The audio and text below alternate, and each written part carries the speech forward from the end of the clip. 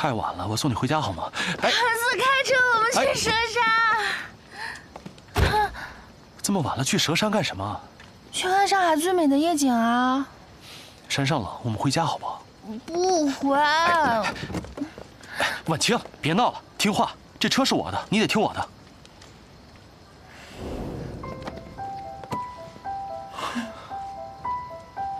车是你的，但你是我的。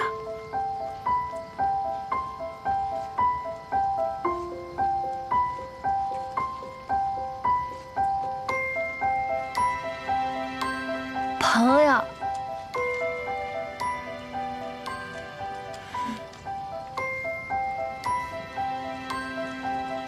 所以你必须得陪我去。什么朋友？我才不想当你朋友。那我自己走着去。哎，婉清，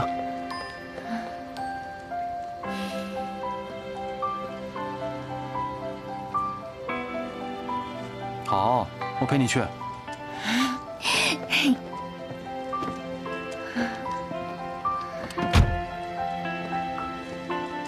谭四，开车。嗯。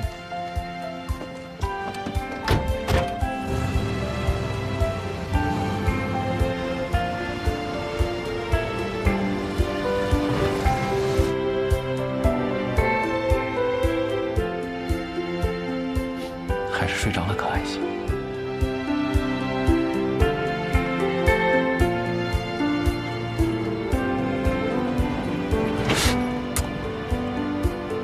开稳点儿，会不会开车？司令，这路坑坑洼洼，那又不是我的问题。你要实在觉得汉婉清小姐磕着碰着，那你最好还是让她自己靠在椅背上。你，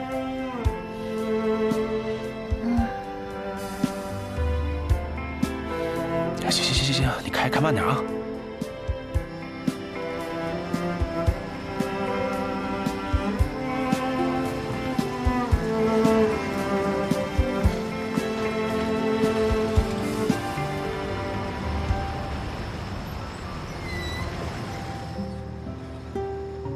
哇，司令，嘘。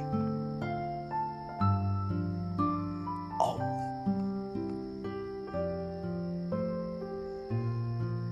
哎，婉清。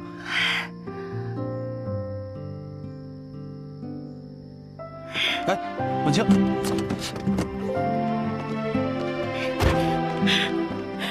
我们慢点儿。我们到了。你看，上海都在这儿了。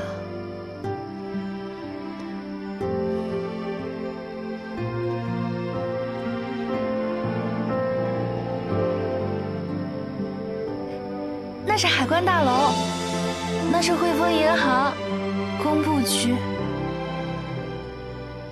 还有外白渡桥。哎，外白渡桥。哎，你小心点，别摔下去。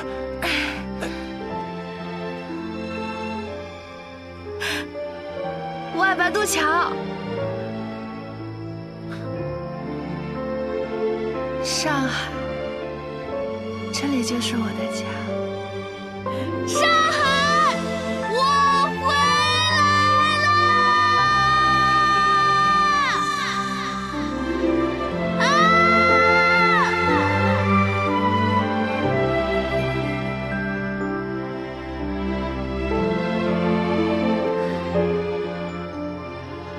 妈妈，哥哥。我回来了。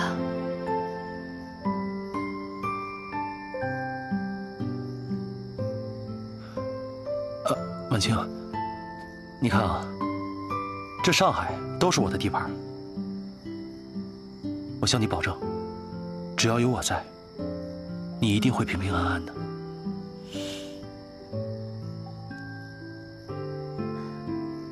谢谢你。谢我干什么？我2次喝醉酒，都是你陪着我。那，你这一次不会又把我当成许光耀了吧？又？我什么时候把你当成许光耀了？你看你都忘记了，上次你被人下了药，喝醉的时候迷迷糊糊的，都不知道自己干了什么。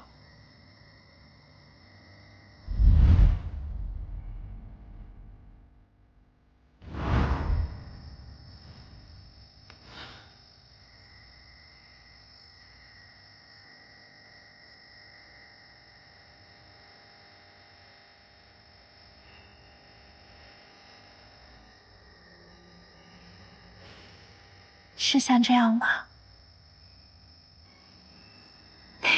你上次也是这样子，都傻了。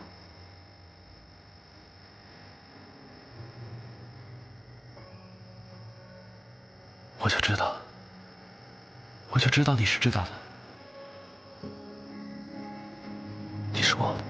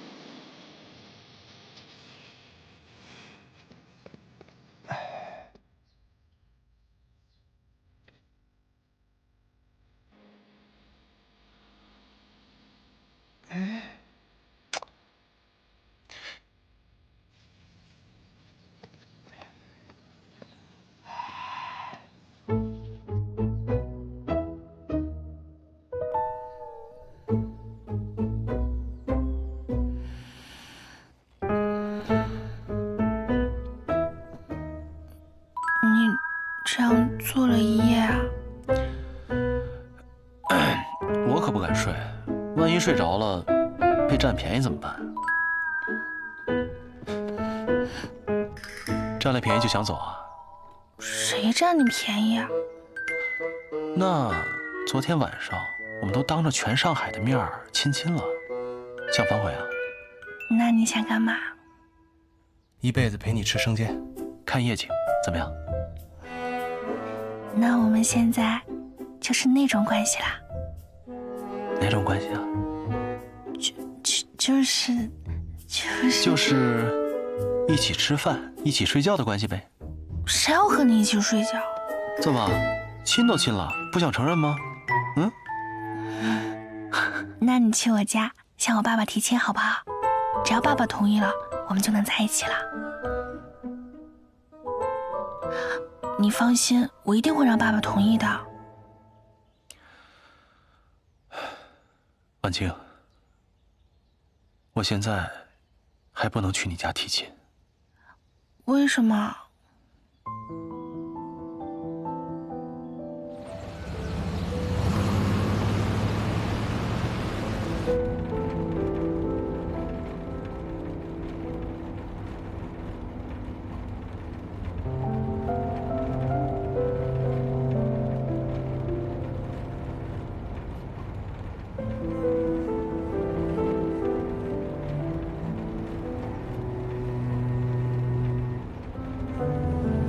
生气了？没有啊。没生气怎么不说话？我不想自作多情。谁说你自作多情了？我一个女孩子，舔着脸让你去我家求亲，你说你不去，去不了，还不告诉我为什么？那就算是合作伙伴，也应该坦诚相待啊。是，我能告诉你的时候，我一定会告诉你的。你再给我一点时间好吗？停车！哎，哎，婉清，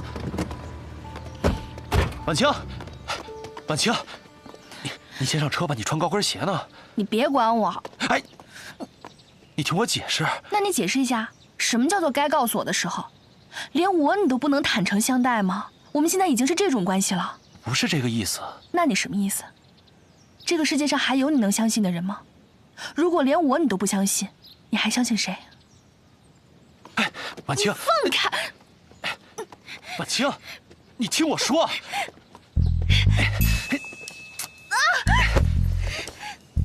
放开！放下来！上车。婉清，你听我解释啊。你仔细想想，我瞒的你哪件事儿，哪个不是为了你好？啊？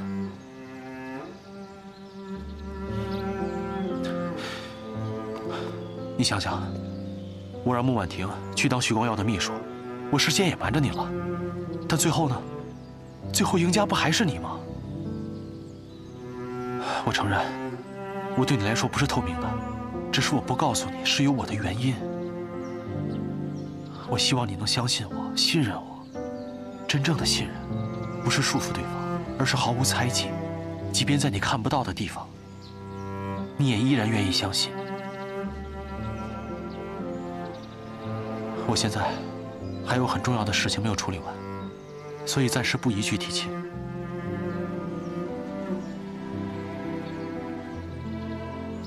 但是我心里早就认定你了。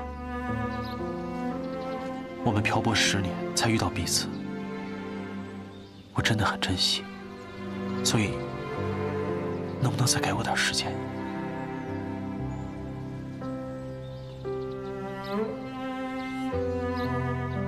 我能等。谢谢你。等事情有了结果，我会告诉你的。但是在此之前，你不能把我们的关系告诉任何人，好吗？好，我信你。但是，既然你还有事情要办，那你昨天晚上干嘛那么着急啊？是谁先着急的呀？我喝多了呀，而且我也没有经验。那我也没经验啊。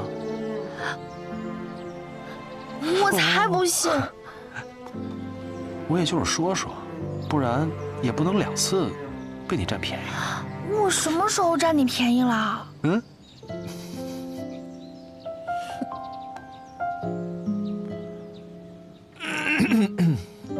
好，上车吧。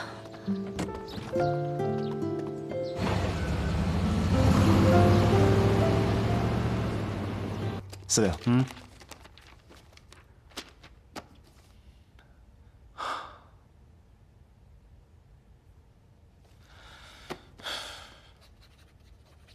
行，去吧。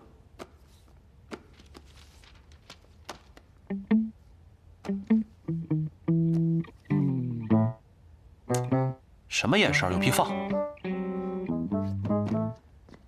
司令，你跟穆小姐是真的吗？废话，当然真的。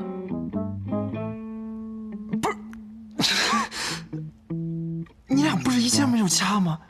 你俩什么时候搞上的？啊不，好上的。我告诉你啊，这件事儿你不能对任何人说，否则你坏了我的大事。放心，我明白，你这是金屋藏娇，地下情，见不得人的。你放心，我绝对一个字都不说。你嘴里吐不出象牙来，滚蛋！喂？什么？好，马上去，备车。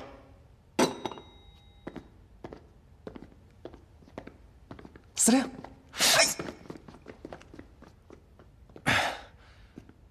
你怎么来了？你不是应该在医院给徐光耀办手续吗？光耀哥上午要输液，我下午去就好了。哦，本来昨天要请你吃饭，又没有请成，要不我今天补请你啊？昨天虽然没有吃晚饭，但是夜宵我吃了呀。我们昨天没吃夜宵啊。你再想想。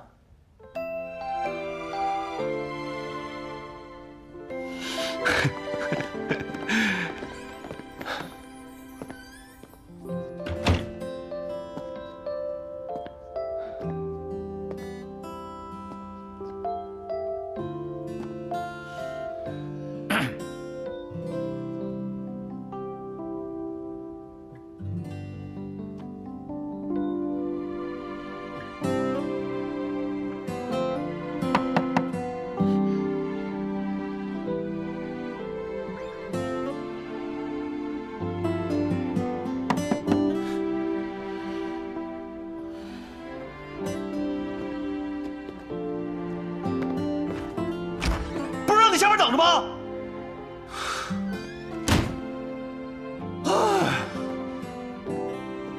婉清，我得走了，你乖乖等我，好吗？嗯。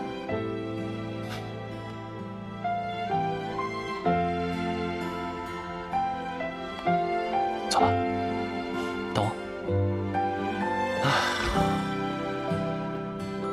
走了。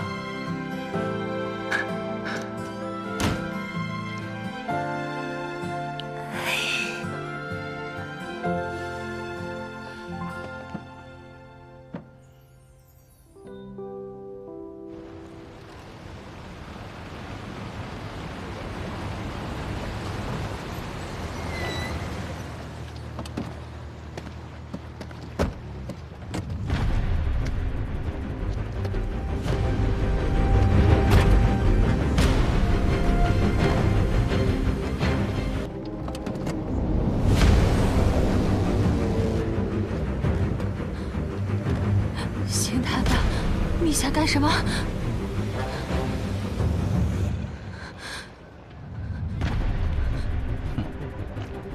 我要是不派人盯着你呢，你早就淹死了。你难道不想知道是谁害你吗？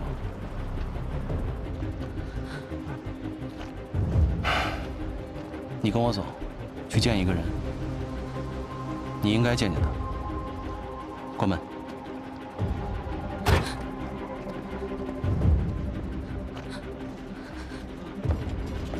您那好，谢谢。卖报，卖报，谢谢啊。卖报，卖报，卖报，卖报，卖报。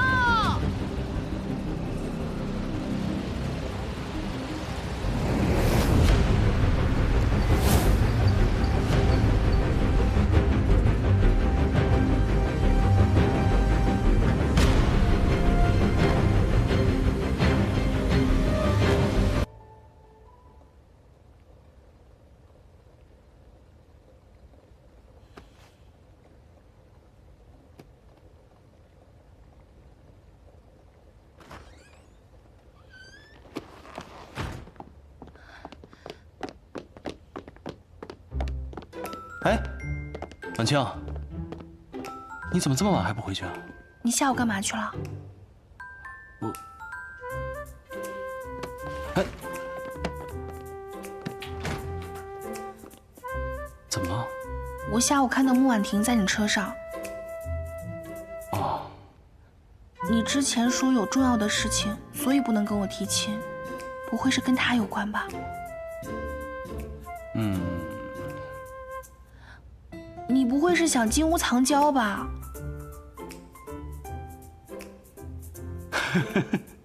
你笑什么？我又不傻，我藏谁也不能藏他呀。那你还想藏谁？哎，不是，动动脑子，我都有你了，我怎么还会喜欢其他女人呢？吃什么醋啊？那我也是个女人啊，我也会吃醋的。你至少告诉我，你是不是有什么事情瞒着我？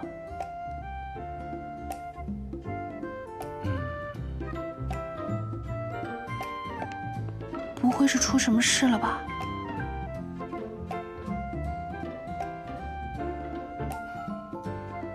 来，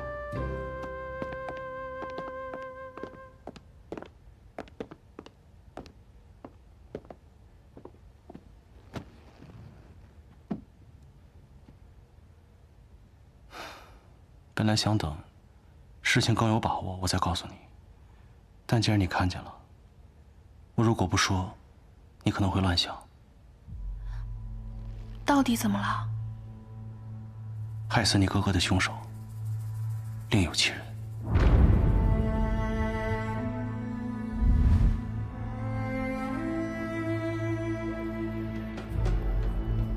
10年前，徐伯钧与罗督军争夺上海的控制权。罗督军因为辎重被劫了，他想退守穆家码头运送弹药，但是穆家一直与徐伯钧交好，所以不肯借码头给他用。军情紧急，罗督军便派人假冒绑匪，绑架了穆远航，并将他关在了码头的仓库里。罗督军以解救穆少爷为由，派兵占领了码头。当时穆志远在外地运货，萧夫人也是救子心切，所以便答应了他，让他用穆家的码头来运弹药。包围整个码头！也就在那个时候，崔连凤来找了我。他说肚子里怀了我的骨肉，说只要我能够帮着把穆少爷灭口了，那穆婉婷就可以回到穆家。如果将来他生下来的是男孩子的话，变成了穆家财产的唯一继承人。我当时虽然答应了他，可我心里真的很犹豫。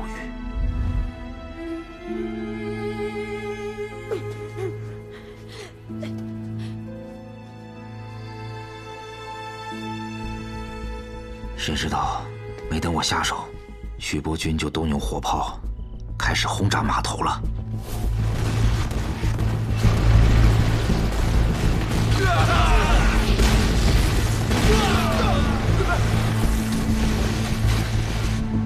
然后把穆少爷藏身的那个码头给轰平了。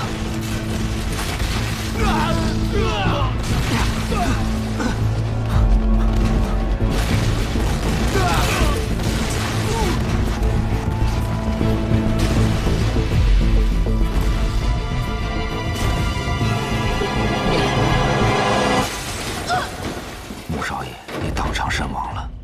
徐伯钧的副官徐远来找我，他说罗督军经此一战，已经失去了势力。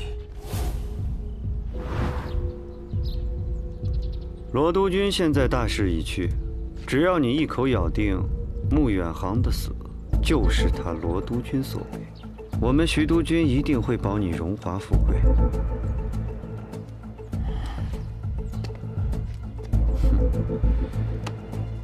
你可得想清楚了。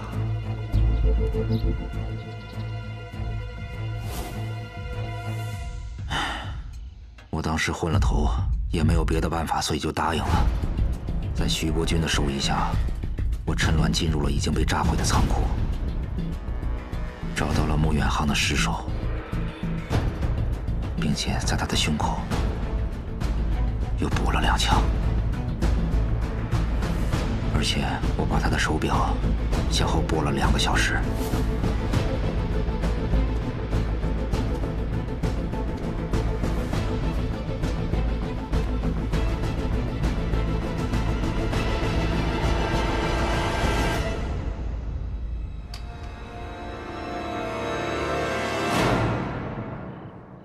罗督军战败退兵，徐伯钧终于占领了上海。双方因为穆少爷的死而纠缠不清，对簿公堂。穆少爷尸体被炸得已经是面目全非了，而且当时没有什么目击证人，案子一度陷入了僵局。后来京市警察厅在穆少爷的身上发现了2处弹孔，法医鉴定死亡的时间是下午1点钟。而穆少爷的手表却是因为轰炸停在了下午3点钟。警察厅因此判断，轰炸是穆少爷死亡后2小时以后发生的。最后这件案子被判为罗督军撕票在先，徐伯钧轰炸码头在后。罗督军也因为撕票杀人而罪名得到了落实，失去了他在北京政府的所有头衔，而他的官职也都被徐伯钧给代替了。徐伯钧也知道，如果你母亲帮助罗督军运来了弹药，那胜负就变得未尝可知了。成王败寇，一念之差，所以他抓住罗督军弹尽粮绝的机会，选择了舍弃你哥哥的性命。婉清，我这儿虽然还有一个证物，但是我们今天不看了。看，关于我哥哥的证我都要看。你们看到的这段影像是一个外国记者在仓库对面拍黄浦江的时候留下的，他刚好记录了徐伯钧轰炸仓库时的情景。当时我怕节外生枝，所以就出钱把这段胶卷买了下来。这也让我无意之中保存了一份重要的证据。穆远航死亡的时间是下午1点钟，而他的手表却停摆在3点钟，是被我调后了2小时。法院也正是基于这一点，所以判定穆远航是在徐伯钧轰炸之前就被人撕票杀害了。但是现在这段胶卷刚好记录下了徐伯钧轰炸仓库的时候，日本的旅游船山东丸号正好赶上进港。我也调查过了，这个山东丸号它是固定从青岛到上海的航线，10多年从来没有变过，基本上都是下午1点钟左右到达上海。这也可以充分证明穆远航死亡的时间，徐伯钧他正在轰炸仓库。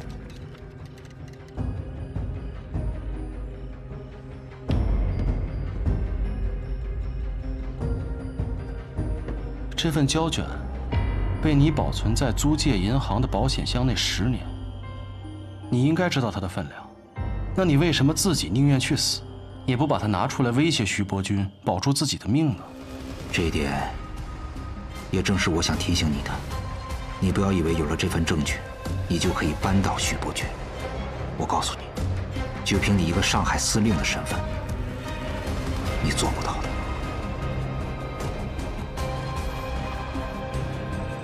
那如果我说我能做到，你敢不敢站出来指证徐伯钧？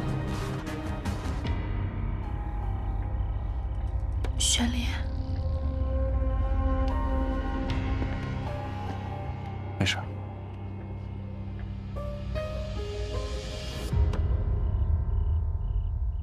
犹豫什么呢？徐伯钧还不知道穆婉婷没死呢。只要徐伯钧在位1天，穆婉婷就只能漂泊在外。如果扳倒了徐伯钧，这儿就是我的地盘了，那穆婉婷还有可能回来。你难道不想再见到她吗？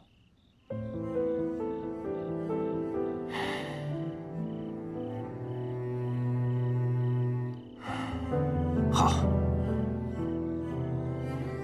我可以答应你。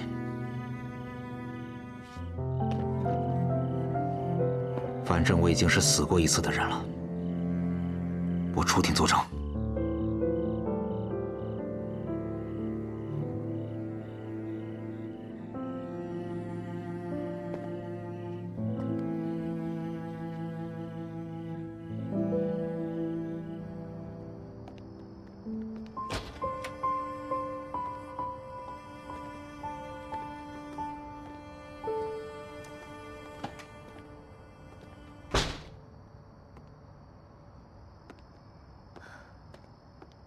这10年来，他手上一直沾着我哥哥的血。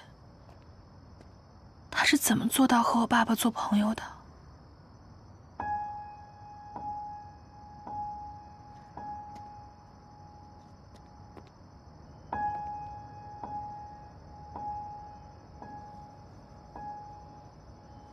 婉清，在徐伯钧眼里，所有人都是可以被利用的棋子。他跟你爸爸交好，只不过是贪图穆家的财力。他就是个畜生。我知道这件事情对你影响很大，我才一直犹豫要不要告诉你。谢谢你。如果不是你，我都不会知道真相。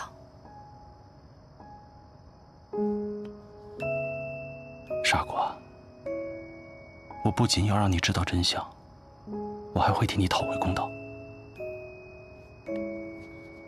可他是徐伯钧啊，你这是鸡蛋碰石头。我哪一场仗不是险中求胜？这一次谁输谁赢还不一定呢吧？可如果你真的这么有把握，你为什么不告诉他我们的关系？我是怕徐伯钧起疑心。你更怕万一敌不过徐伯钧，会牵连到我，会牵连到穆家。如果赢了，你就正式向我家提亲；如果输了，你就一个人承担，让我全身而退。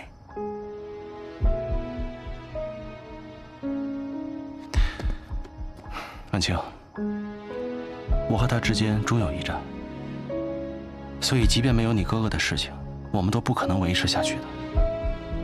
所以不管我反与不反，他早晚都会对我下手的。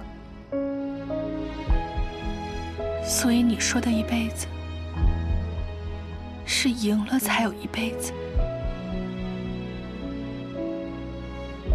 输了就没有了，对吗？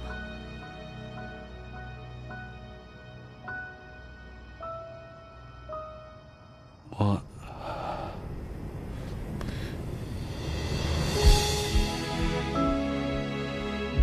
如果这输赢要拿你的命去换，我宁愿不要。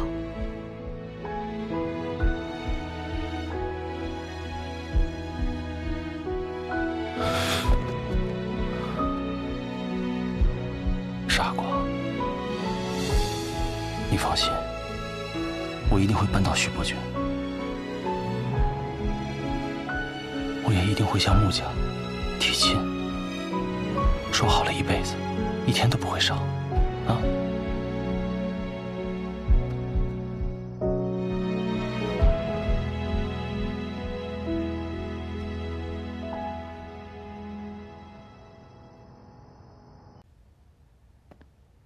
婉清，你真的想好了吗？想当初我们也是费力翻波折才来这儿上的班，这段时间我们配合的也很好。我真的想不明白，为什么你要辞职？光耀哥，谢谢这段时间这么照顾我，但现在家里不是发生了巨变吗？爸爸希望我能打理穆家的产业，我这个做女儿的也该尽孝了。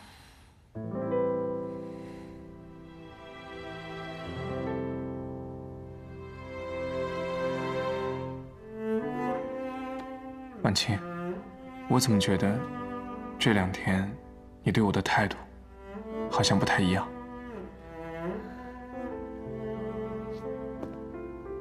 是不是因为在医院我对你说的话，让你觉得不舒服了？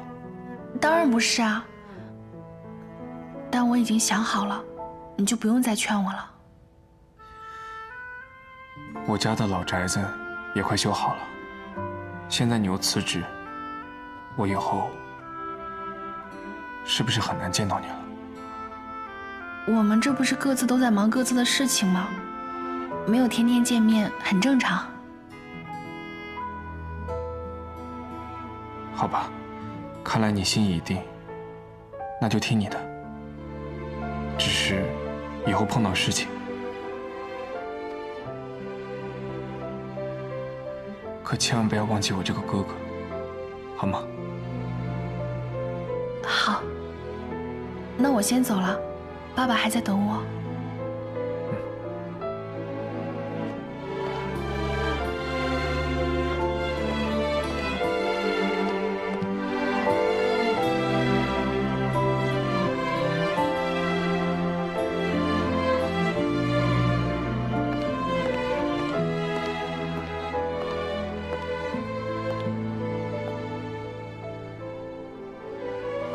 我的亲哥哥，10年前死于你父亲之手，而你却像亲哥哥一样对待我。我不想让仇恨伤害到你，光耀哥，对不起，我只能选择离开。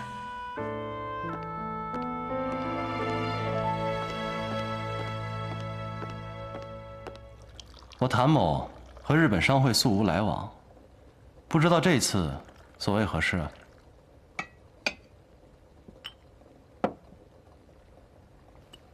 谭司令，我们日本商会在中国是代表所有日本商人的利益，一向以和为贵，恪守生意人的本分，从来没有做过伤天害理的事情。伤天害理的事？谁说你们做伤天害理的事？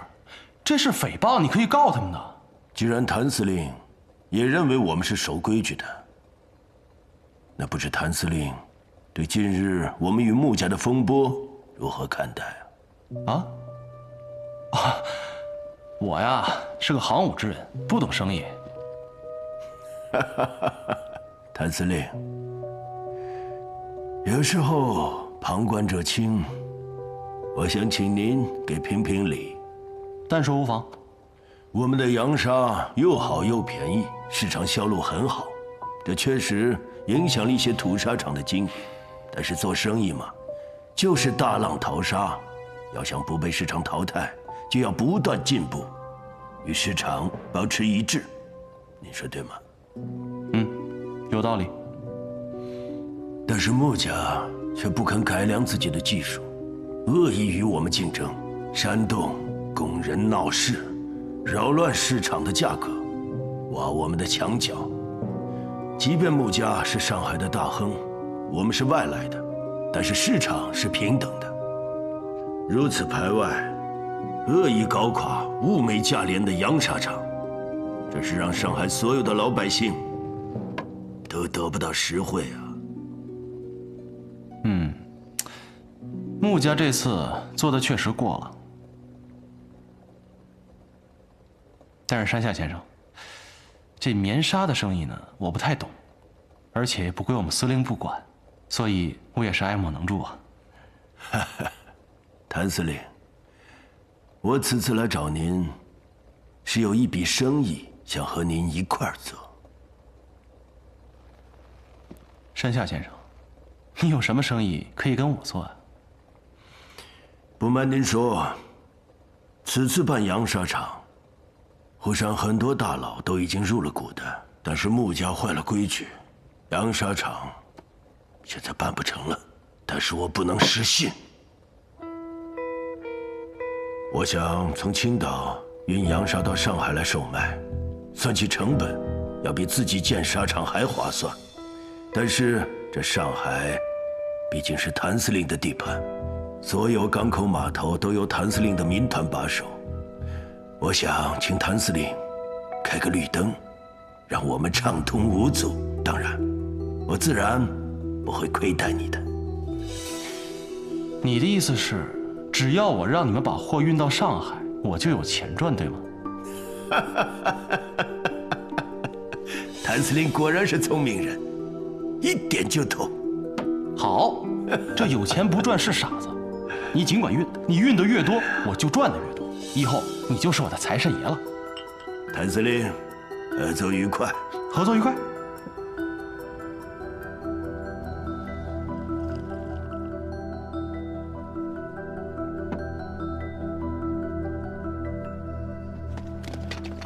哎，慢点啊！好。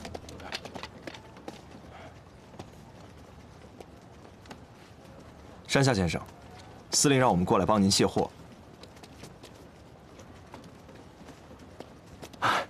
长官，这一车的货我们已经快装完了，就不麻烦你们了。啊，原来你们只有2车货呀！哎呀，司令还特意让我们腾了一个大仓库过来给您放货呢。那如果是这样的话，可能连个角落也放不满。哎，这只是我们的第一批货，小试牛刀，我们还会增加的。谭司令的大仓库对我们是非常的有用的。行，那如果以后有需要，你就招呼我，我带兄弟们过来帮忙。替我谢谢谭司令，也谢谢你这位小长官了。山下先生，那我们先走了。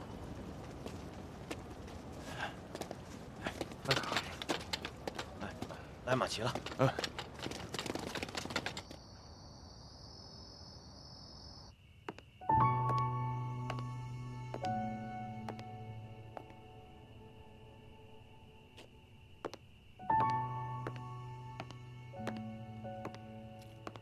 婉清，爸，还没睡啊？不还是沙场的事吗？算了，太晚了，早点回去睡觉。怎么抽了这么多烟啊？他们的沙场不是办不成了吗？咱们挖了山下纯一的墙角，让他们的工厂不能生产。他们呢，就利用日本商会从青岛进了大批的劣质洋纱。咱们的棉纱要想卖出去，就得和他们一个价。之前咱们答应工人月薪30块不变，每卖出一批亏2块大洋。如果是短期维持，没有问题；要长此以往，会把咱们木家给拖垮的。如果不让山下纯一从青岛运洋纱，事情不就迎刃而解了？他们是正常渠道进来的，又不违法，我们有什么办法？如果我们请谭司令出马呢？事情是不是就能解决？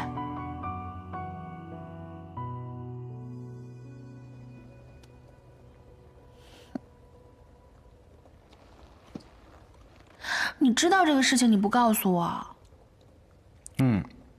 我是知道啊。用山下会长的话说，我还是大股东呢。听说这洋纱销路特别好，我能大赚一笔。你从来都是不按常理出牌的人，你又在搞什么名堂？我这是为了帮你啊！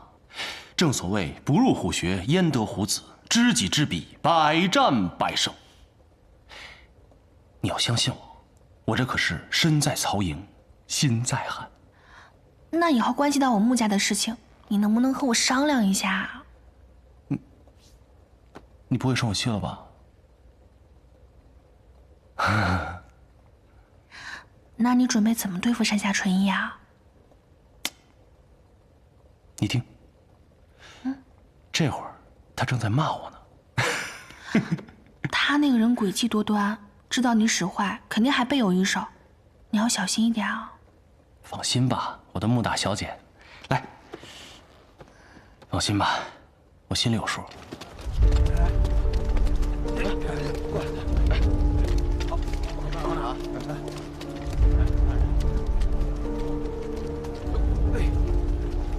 绑紧了吗？肖长官，今天我们的会长特意加派了人手，这一船的货很快就装完了，就不麻烦你们了。来，接着。你们这是做什么？谁允许你们在码头卸货的？有通行证吗？通行证？这是谭司令亲口答应的货，谭司令不是都把仓库准备好了吗？这怎么还需要通行证呢？仓库是准备好了，但是从码头到仓库的这段路需要通行证。没有啊？那不好意思了。把所有的货全部扣下，拉回司令部。哎，等一下，等一下，小师弟，我们可是从来没有听说过，这从码头到仓库还需要通行证的呀。那你今天就见识见识吧。这可是谭司令的货，谭司令是有股份的，难道你们就不需要请示一下吗？谭司令更应该以身作则，照章办事。拉走！哎，小师弟，你这不能说扣就扣啊，这可是谭司令亲口允许的呀。那你去找谭司令啊，谁答应你的，你找谁啊？你跟我说不着。走。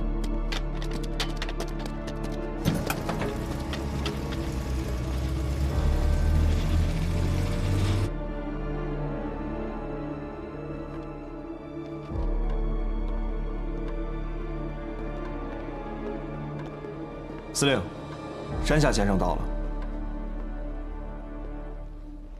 哎呀，山下先生，好久不见，好久不见，请坐，请坐。谭司令，我刚刚运到码头的一船棉纱被你的手下给扣了，说是从码头到仓库要办通行证。我之前怎么从来没有听过有这个说法？山下先生，实在不好意思，这个我之前没跟您说，现在办也来得及的。怎么个办法？简单，这个一车一证，1证5000大洋。谭司令，你不是在跟我开玩笑吧？你看我像开玩笑的样子吗？你的吃相，未免是不是有些太难看了？哎呀，山下先生，之前说过的，我只要让你们把货运到上海，就给我钱啊。没错，我是说过，但是首先你得让我赚钱。如果我赔了钱，我怎么给你分红？你一车收我5000块，你作为股东，怎么会分到钱呢？山下先生，我这么跟你说吧，我呢就是一马匪出身，不懂经商的，我就是想赚快钱。你说我就是怕你啊，这会出现问题，所以我才想了这么个办法。我是觉得，你们每运一船棉纱，就把该给我的钱给我，之后不管你们卖不卖得出去，就跟我没什么关系了。我赚的是旱涝保收的钱啊。谭司令，你这么做未免也太霸道了。我们日本商会在中国经营多年，政商界的大佬也合作过不少，还从来没有遇到过你这样提出要求。他们不敢提，我就不能提了吗？那山下先生既然这么看重他们，为什么还要来找我呀？谭司令，我看啊，你并不是真心想与我们合作，而是想趁机讹诈。哎呀，山下先生，我收你的钱是有道理的。你想想啊，你们的船每天都要停靠在这16铺码头，那这棉纱装货卸货，那灰尘满天，弄得我这个码头都是乌烟瘴气的。还有，你们那个船是烧煤的，那弄得我这黄浦江都浑得不行了。我收你点钱不过分吧？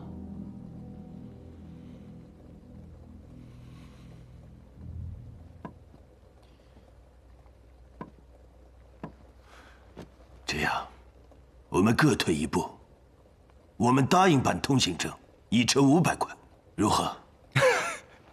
山下先生，这个价钱不是这么看的，你打发叫花子呢。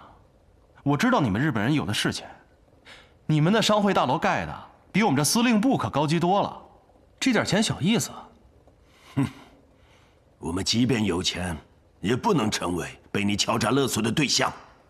谭司令贵为上海司令，应该明白这个道理吧？我当然明白，我就是按规矩办的事，这就是我的规矩啊。好，我明白了。原来谭司令表面上与我们合作，实际上和穆家是一头的。哎，山下先生，谁给我钱，我跟谁一头。你只要每车给我5000大洋，我立马跟你一头。你就不怕我向北京政府提出抗议吗？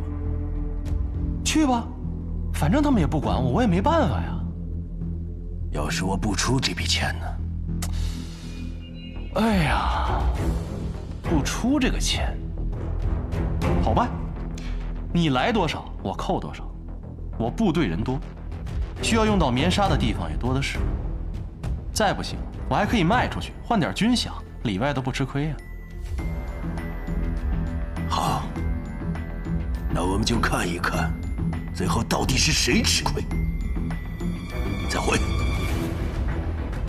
哎，山下先生，慢走啊！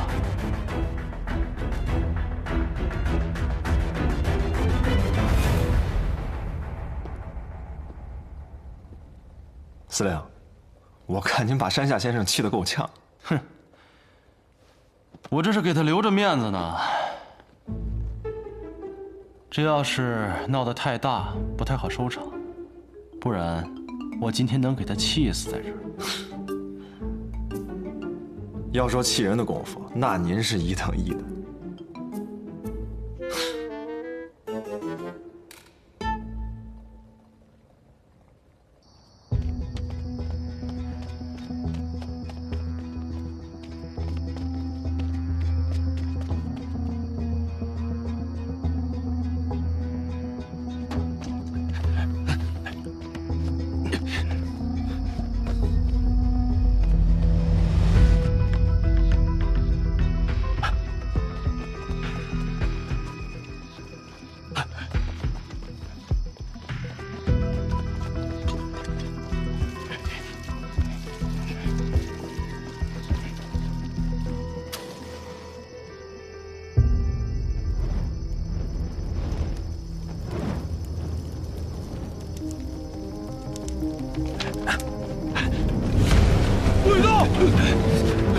抓住他！他，抓起来！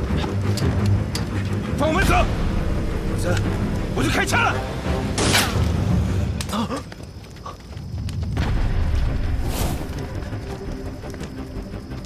全都绑起来！是。老实点！你们还不救活我们？这些棉纱很快就会烧起来，把穆家沙场烧成废墟。你们留在这里，也要一起陪着。死他妈了，可他妈的！做什么春秋大梦？你也不看看，火都快灭了。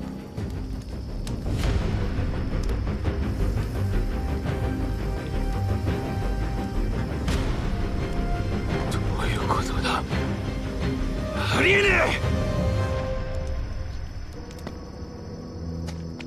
司令知道你们憋着坏，就等着你们来呢。带走，走。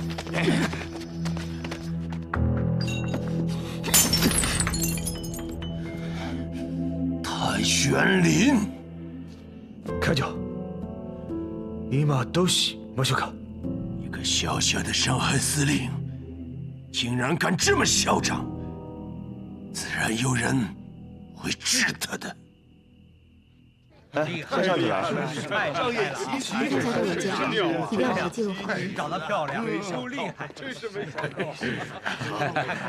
上夜奇才啊！是啊，就是釜底抽薪，重创日本商会。对，长得漂亮。干得好啊！穆公早，穆公。今早例会，各位老板来的早安。穆公，报纸我们都看了，令爱可真是生业奇才呀！啊，他将工人都招揽到咱们穆家工厂，使得日纱厂不得不停工。哎呀，这招真是太妙了！是啊，当初日本人把棉纱运到上海，低价竞争，而穆家没有惊慌，依然有序生产。现在日本棉纱缺货，我们又有库存，迅速占领市场。看来令爱是早有谋划呀，厉害厉害！当然，还有穆先生坐镇啊。难道我还能和自己的孩子抢功不成？孩子大了，能替我分忧，我高兴还来不及呢。哎呀，穆好福气呀！好女儿啊！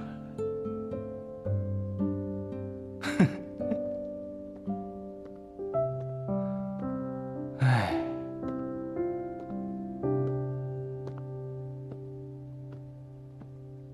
司令，您这是又让穆小姐出了一回大风头，连洋人的报纸都夸她是商业奇才呢。那是，也不看看她背后的男人是谁。哎，这穆小姐还真是不一般啊！一个女孩子家能看出这么多门道来。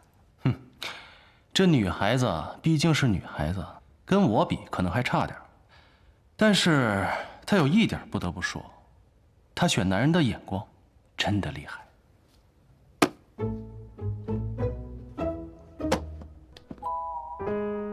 哎，什么意思啊？不懂规矩。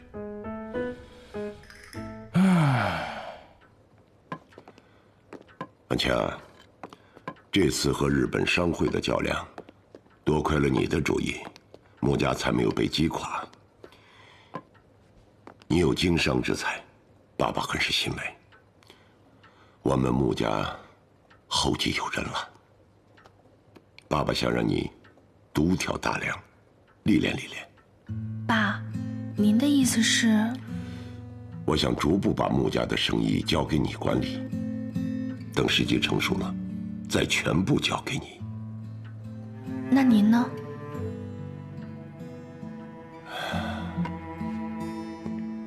家里发生变故以来，爸爸的身体一直不济，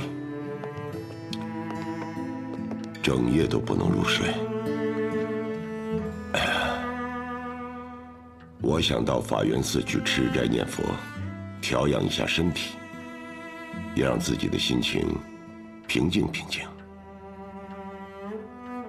你是经商之才，爸爸看得出来，尤其是这次和日本商会的较量中，你目光如炬，胸有韬略，把穆家交给你，爸爸放心。爸，我一定不会让您失望的，我会守好我们穆家的产业。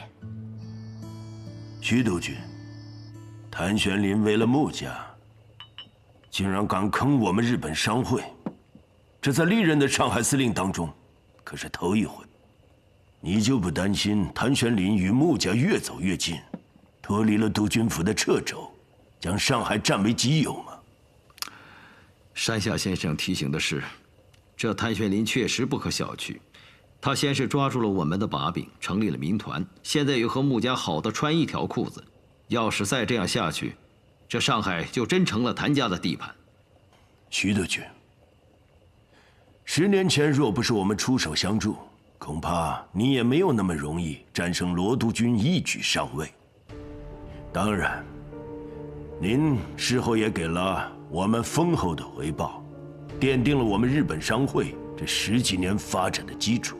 这些年，虽然我们没有合作联系，但是我们日本商会和徐督军督军府可是休戚相关的。哈，当年的事情，徐伯君一直十分感激。世人都以为我今日今时的地位是靠穆家的财力支持，但我心里清楚，山下先生当年鼎力相助才是关键。我相信徐督军是个念旧感恩之人。这个谭玄林，说起来也是您的弟子。他如此这般刁难我们，俨然以上海王自居。这样下去，恐怕上海老百姓只知道有谭玄林，而不知道有督军府了。山下先生放心，你们的货物督军府如数赔偿。你们日本商会今后在生意上有用得着我出面的话，督军府一定鼎力相助。至于谭玄林，我必须先消其羽翼，然后斩断他与穆家的关系，方可动手。留着谭玄林，无异于养虎为患。这我心里有数，山下先生请放心。好，既然徐督军心中有数，那我就先告辞了。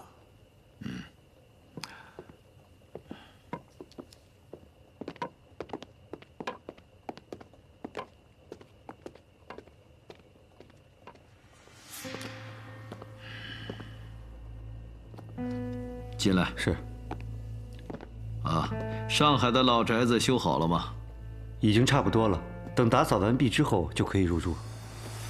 到时候举行个落成仪式，我亲自主持，请木工和沪上那些老板都来参加。督军，不过是装修个老房子，为何会办得如此隆重啊？谭玄林替穆家出面，搅黄了山下先生的洋纱生意。谭玄林这小子为了穆家，竟然敢得罪日本人。是啊，看来光耀住院的这段时间，谭玄林没少给穆家套近乎。可是我最近听说穆公身体不适，穆家的上上下下都是由穆小姐打理，而且穆小姐跟咱们少帅青梅竹马，肯定会站在咱们这边。想必谭玄林这小子是有心讨好，剃头的挑子一头热。多派些人手，暗中盯着谭玄林，有什么随时向我汇报。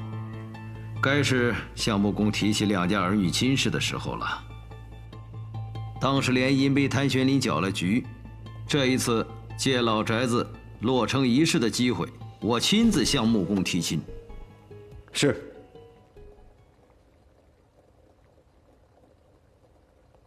唉，这人也见不到，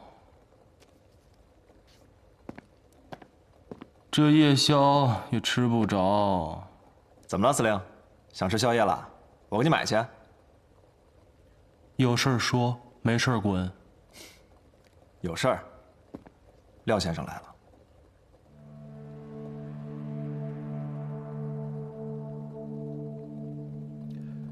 谭司令，我就开门见山了。庆功宴之后，我来找过你，提醒你刺客并非革命党所派。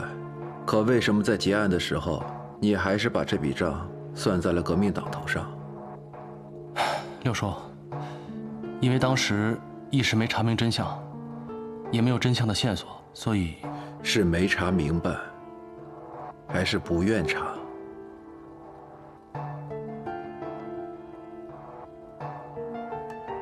我明白你一个人在上海无根无基，倘若遣散军队，便会任人鱼肉。你千方百计的想要保住军队，这也是人之常情。可是这么一来，租界里的洋行都视广东商人为洪水猛兽。我这次来沪，几个熟悉的洋行都不肯卖西药给我。我多方打听才知道，原来是总董事费安顿认为是革命军想要迫害约瑟夫，所以示意所有的洋行不要跟广东商人交易，避免物资落入革命党手中。谭司令，你说，是不是你搅黄了我的生意啊？所以廖叔，您做的是西药生意啊？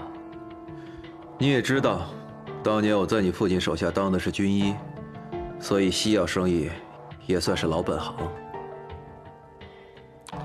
辛亥革命时，您进入我夫军中，由马匪武装成为一方镇守使，所以您的老本行应该是革命。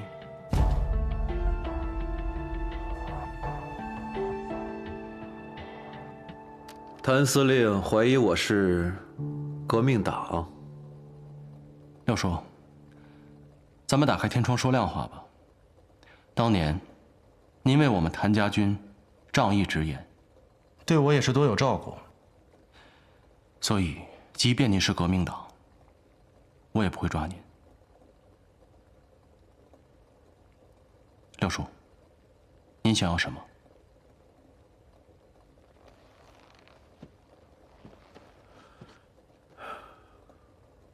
没错，我确实为革命军做事。现在我军正在跟徐伯军交战，急需阿司匹林跟奎宁。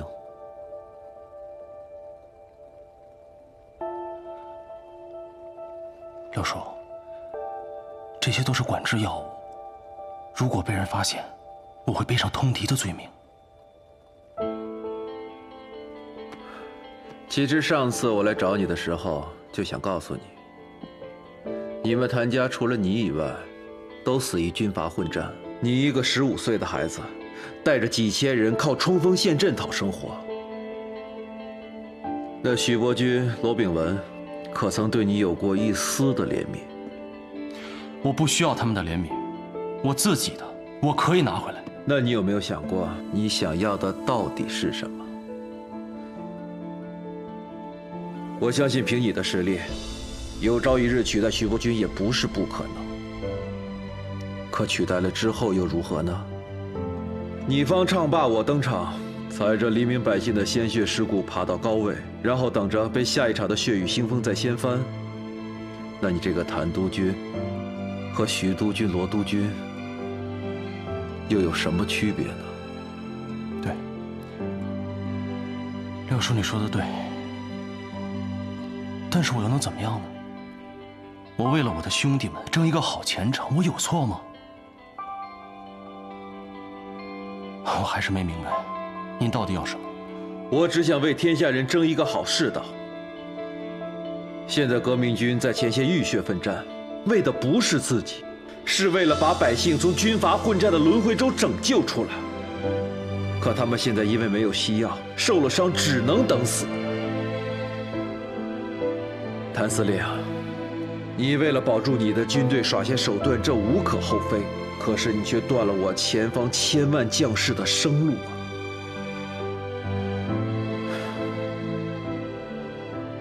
玄林呐，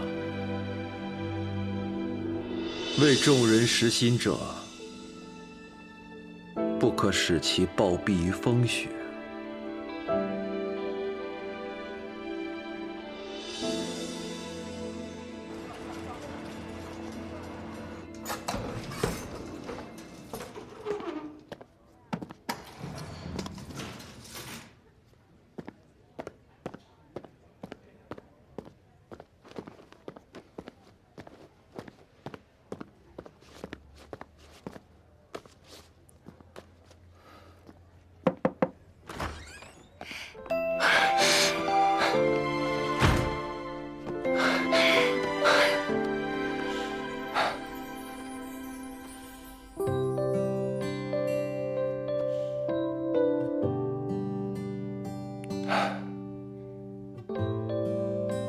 经分开6天10个小时了，我想死你了。哪有那么久？而且我还给你打了电话。那不行，打电话又听得见摸不到的，还不如不打。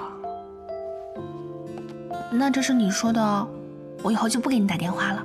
反正我每天都很忙，根本就管不到你。别，我不是那个意思，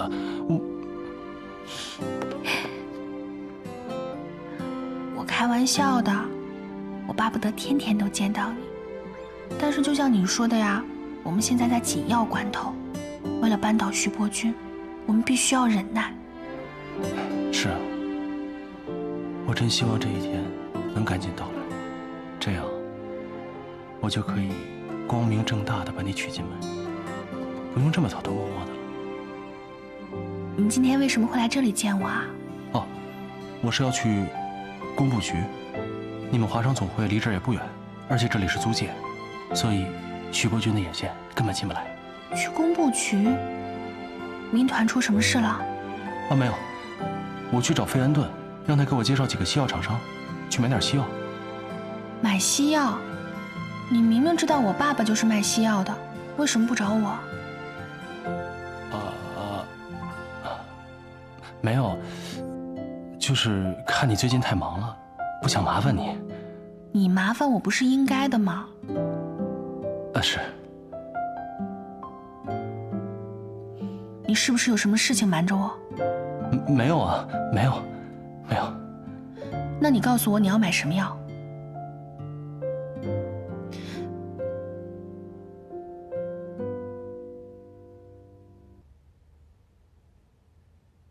阿司匹林和奎宁。阿司匹林和奎宁，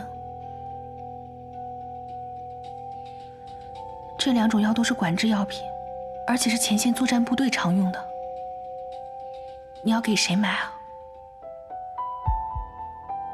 一个朋友。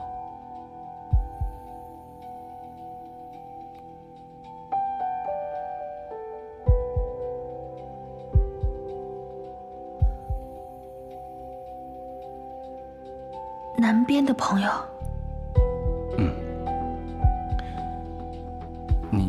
你怎么猜到的？奎宁治疟疾，而疟疾是天气热的地方才有的传染病。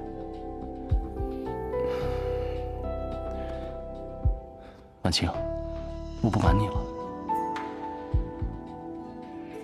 我卖这些药品是为了给我一个故人的。他虽然在为南边做事，但他曾有恩于我，我必须报答他。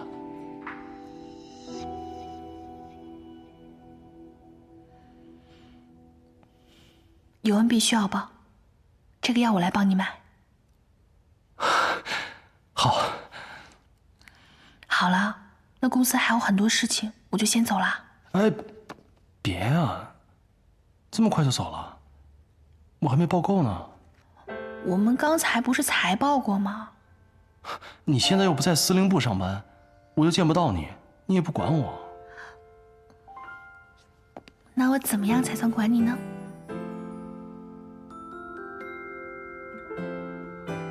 那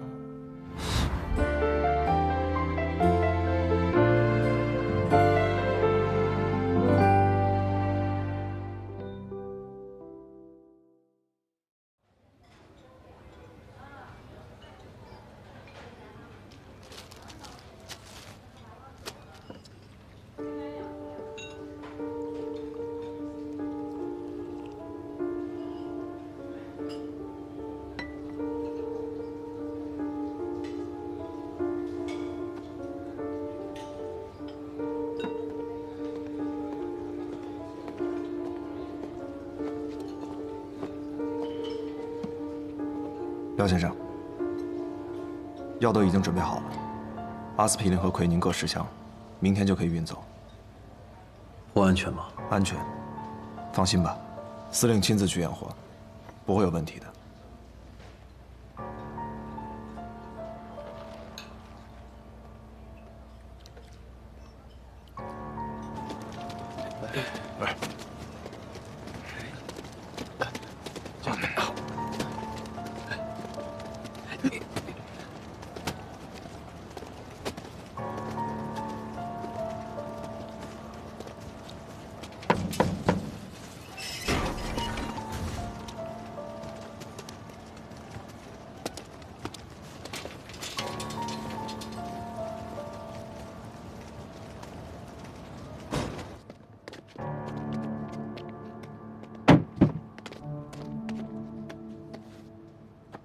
这是样品，你先验货，东西明天就到，一手交钱，一手交货。你放心，只要货没有问题，谭司令的钱是不会少给你的。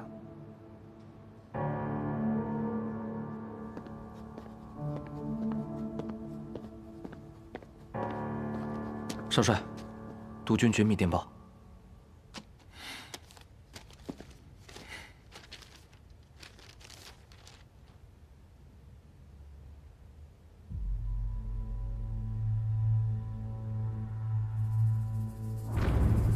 少帅，发生什么事了？副帅说，谭玄龄通敌，不仅与革命军有往来，还帮他们买管制药品。这么说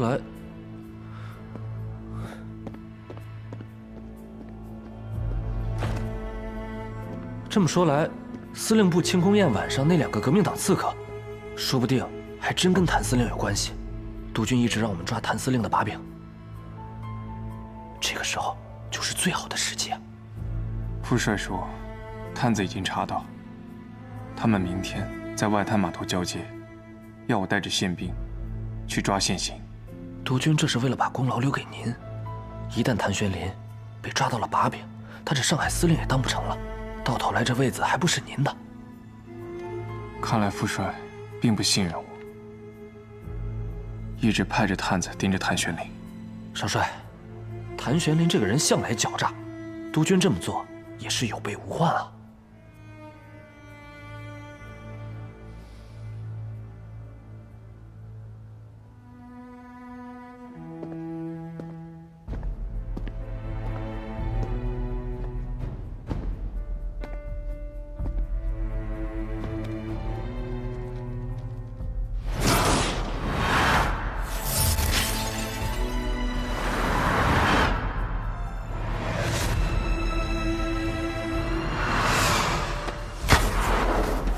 幸亏我们院长及时给您做了开胸手术，止住了出血点，再加上谭司令亲自给您输血，才把您从鬼门关上拉了回来。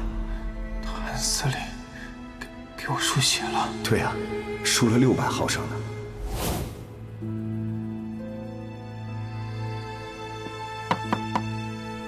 进来。哎，关耀兄，还没走啊？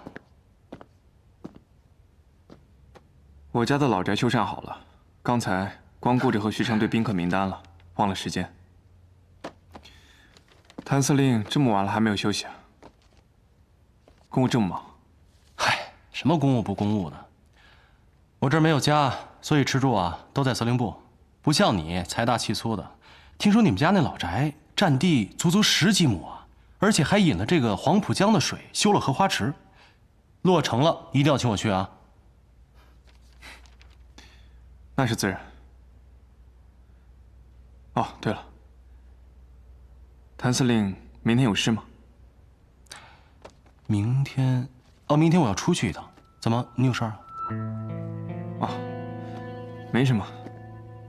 本来想邀请你帮我参谋参谋，这个宾客名单到底适不适合？不，这个不行，这个督军府的排场我参谋不了。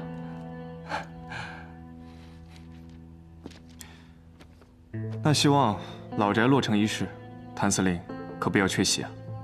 一定捧场。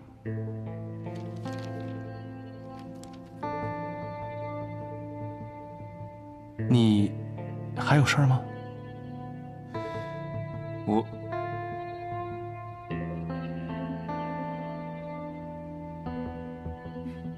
没事。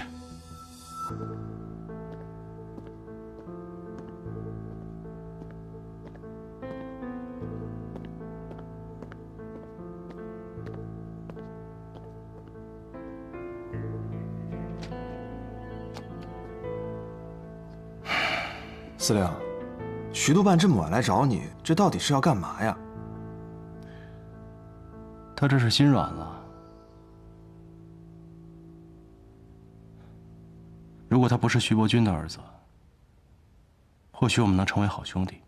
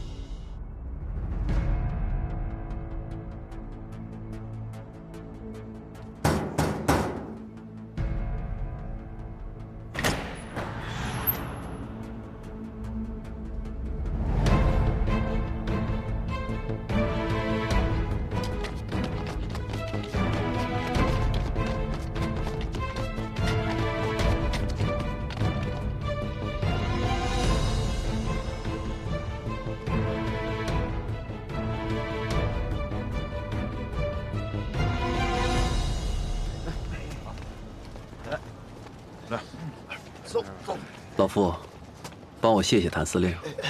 司令让我代他谢谢您，说您帮了他的大忙。快点啊！仕途凶险，还望谭司令多多珍重，帮我转告他，无论他的身份如何变化，我永远是他的朋友。让一下，我代司令谢谢您。慢点啊！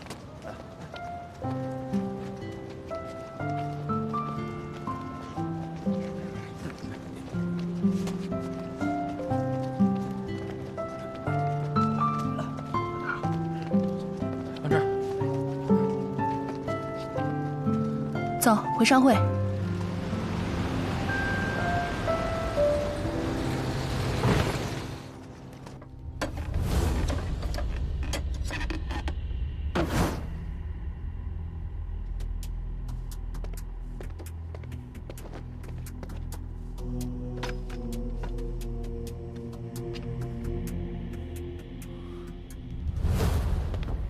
少帅，不是药品，是枪。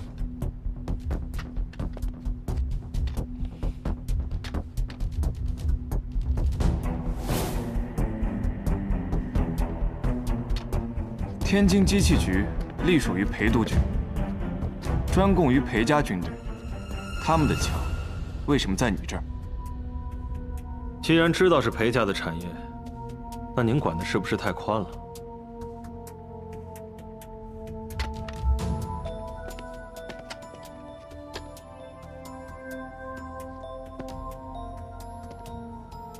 你是裴家的人，是裴督军让你们走私军火的。你们要把军火卖给谁？如果是卖给革命军，那就是通敌。少帅，钱包都搜遍了，没有任何身份证明文件，只有几张月票和沪票零钱。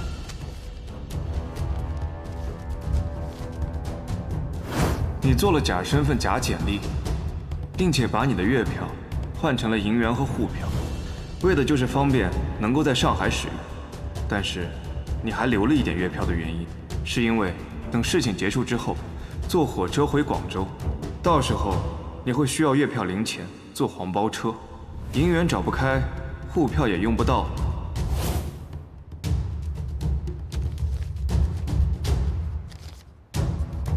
你们往返于上海和天津，留着月票做什么？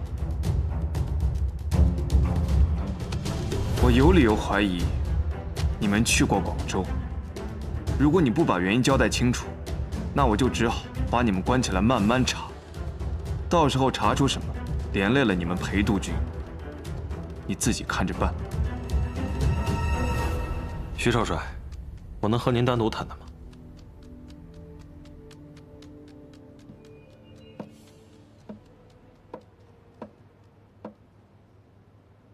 你是说，这批货是谭司令给你订的？是。谭司令说，督军府的军饷总是不能足额交付，导致民团的士兵尚不能做到人人有枪，所以私底下在我们这边订购了一批枪支。这么说，你是天津机器局的人？没错。徐少帅，您和我们裴少帅也是至交好友，应该知道徐督军私扣军饷之事。裴督军为了弥补缺口，才责成我们机械局贩卖军火。如今，各地政府开支巨大，我们暗中交易也是为了避开高额税费。但是，我们只与各个督军府管辖的军队做生意，从来没有接触过革命军。既然如此，为何你们身上背着月票？人在河边走，哪有不湿鞋？贩卖军火的生意，毕竟不是光明正大的。我们身上带着月票，即使被抓，也不会想到机器局头上。你为何要告诉我这些？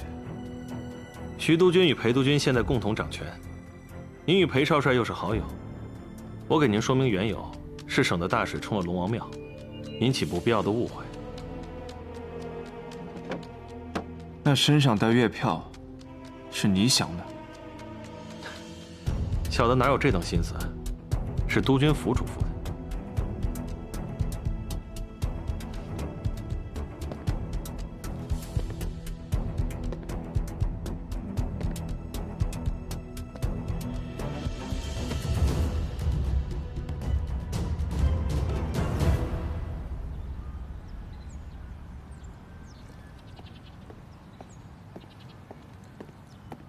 督军啊，查的怎么样了？少帅说，谭玄林私自向天津机器局购买了枪支，因为涉及到裴家军火，所以少帅把事情压下来了。谭玄林现在买枪，肯定是声东击西，他是在混淆视线。属下继续派人盯着，我就不相信他露不出狐狸尾巴来。还有啊，抓紧时间筹备老宅的落成仪式。光耀和穆家的婚事要赶紧定下来。是。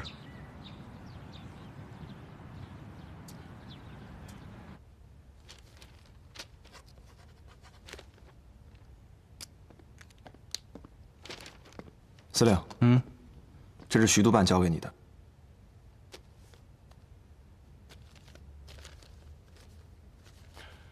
他有说别的吗？什么都没说，就说请您去参加徐家老宅的落成仪式。哎，那个廖先生安全离开了吗？放心，穆小姐亲自安排的。司令，您这么故意的去买走私军火，掩护那批药品，您就不怕引火烧身啊？我就是要烧这把火。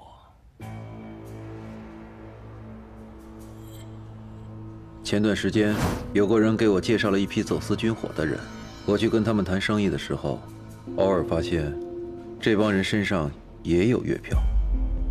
后来跟其中的一个人混熟了，他告诉我，现在啊，各督军府谈革命党色变，万一走私被抓，就直接推到革命党头上。我问他是怎么想出这个办法的，他跟我说，2个月前有人试过，所以他们的老板才让大伙效仿。我算了一下时间，2个月前正是庆功宴徐光耀被刺的时候。这伙人什么来路？我侧面打听了一下，这帮人呢，跟天津机器局有关，而且从这帮人的行事作风来看，颇有军人的作风，所以我判断，这一定跟裴勋有关。裴勋，如果是他派刺客刺杀徐光耀的话，那可就有意思了。这个徐光耀是个真君子，只可惜生错了时代，这世道配不上的。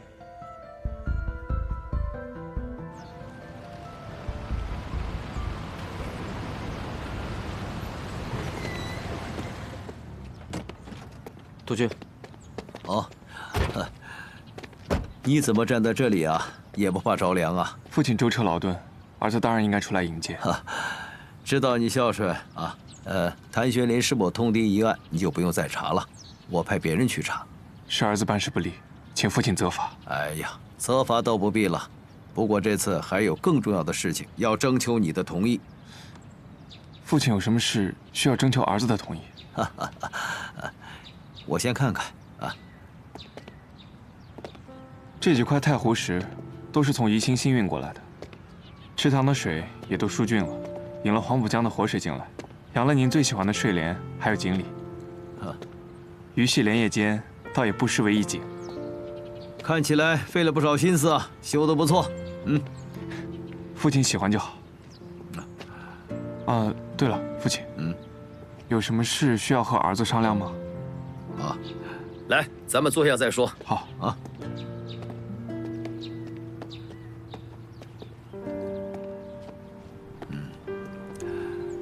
儿子，你年纪不小了，我们徐家人丁不旺，只有你这一个单根独苗，是时候考虑你的婚姻大事了。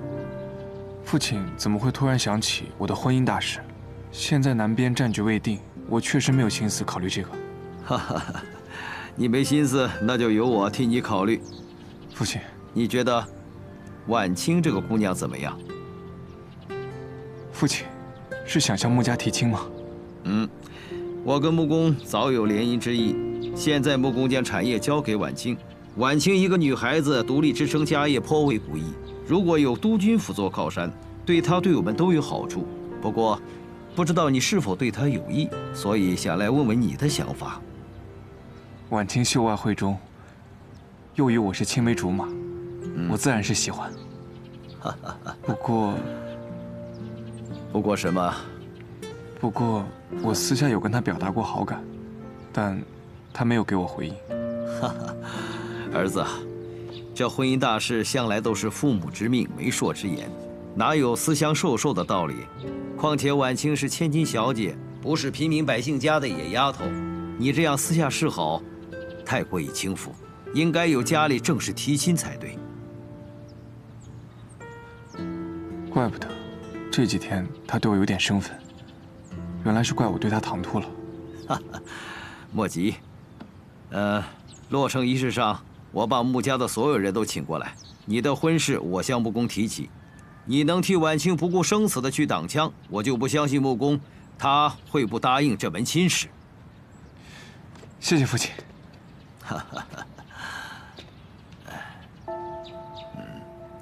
好，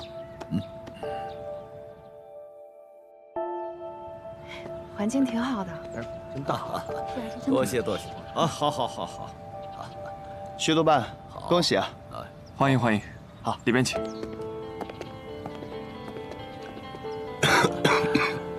莫公，听说近日身体不适，在法源寺吃斋念佛，不知身体好些了吗？身体倒是无恙，求个安心罢了。只是把这么重的担子甩给了婉清，这孩子辛苦了。是啊，我刚才也看到她了，确实有些闷闷不乐。一个女孩子担这么重的担子，着实是难为她了。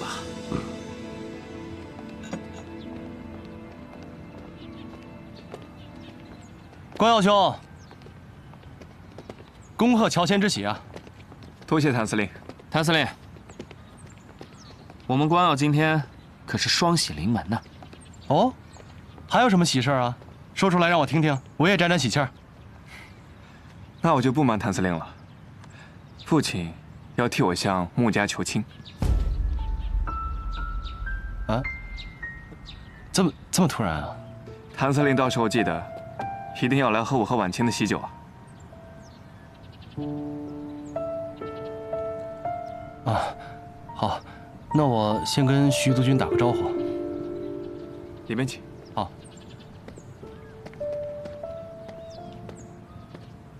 关耀，我早就跟你说过，这个谭司令对婉清小姐不怀好意。别乱说话。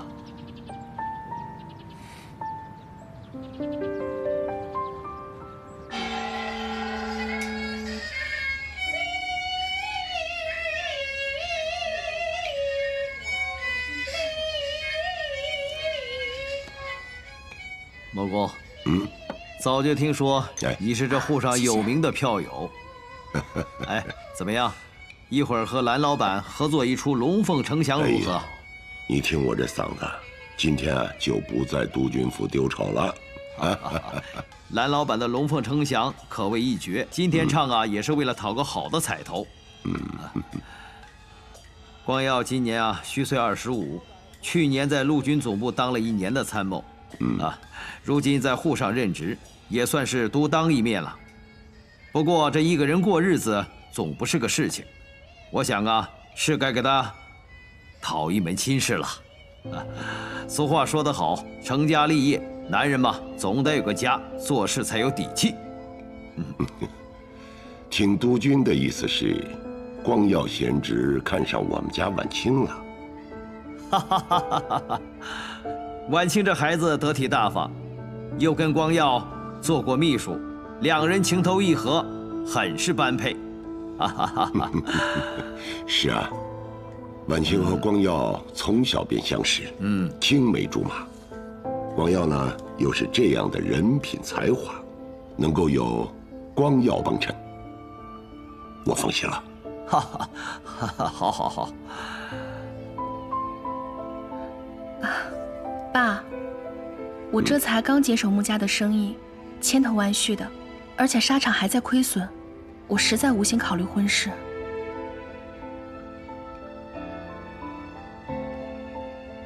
婉清，之前是我唐突了，我不该私下跟你表示的。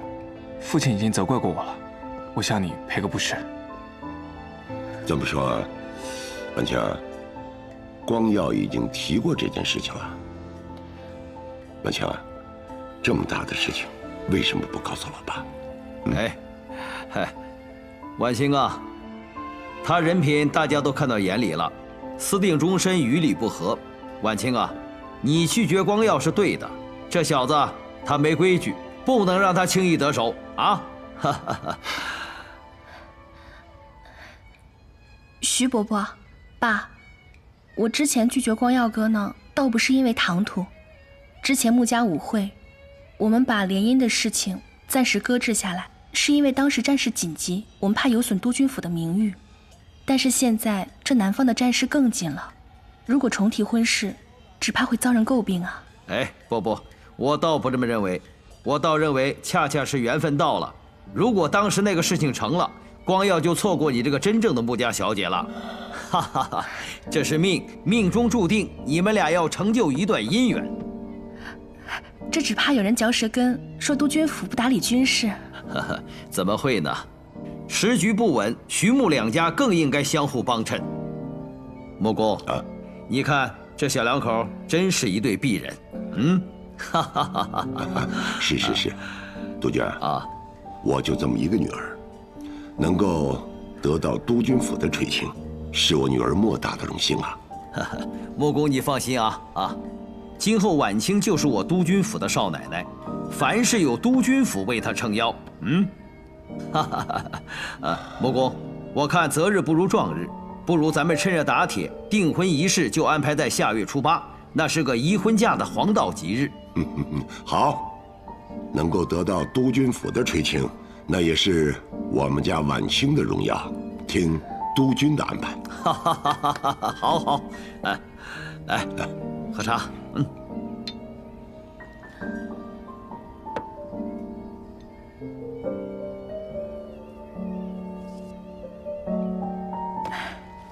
爸，我突然想起公司还有些合同要签，我就先走了。婉清，你不听完蓝老板的《龙凤呈祥》了吗？我也不懂戏，你们听，我先告辞了。婉清啊，徐督军啊，公司最近生意颇多，婉清心情不佳，多有不周，还望督军和贤侄多多谅解。我倒是挺喜欢婉清这个爽利的性格是个能干大事的姑娘。光耀啊，娶了这么能干的媳妇儿，你可不要被比下去啊！父亲说的是，儿子自当更加努力。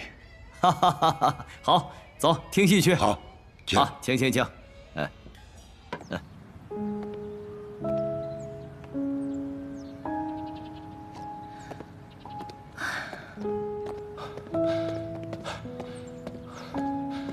婉清，你都听到了吧？我一定要去跟爸爸说清楚。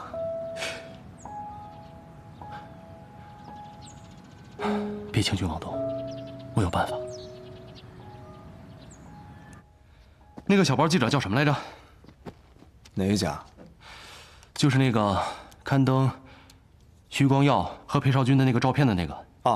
火花报。火花报是吧？派个脸生的给他送过去。这唱的是哪一出啊？快去。好。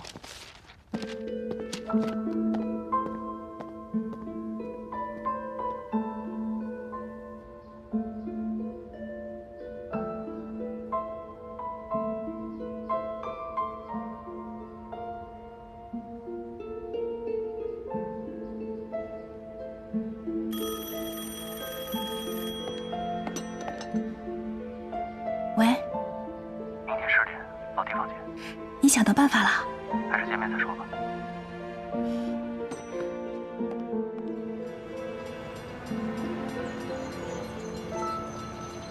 宣莲，你有什么办法了？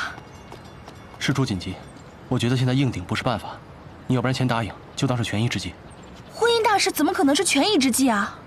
是你爹和徐伯钧已经定下婚期，你这个时候硬顶，你不仅委屈你自己，你还会连累我。是你自己说要陪我一辈子，一天都不会少的。你非要看着我和徐伯君鱼死网破你才满意是吗？我是喜欢你，但是这种喜欢要拿命去赌的话，我也得掂量掂量。你混蛋！婉清，你听我说，我知道有人在盯着我们。你知道你还是能打劲儿。我这就过瘾啊！而且演戏嘛，就得逼真。居然敢戏弄你男人，回头再收拾你。等我消息。啊！谭玄林，你给我记着。婉清。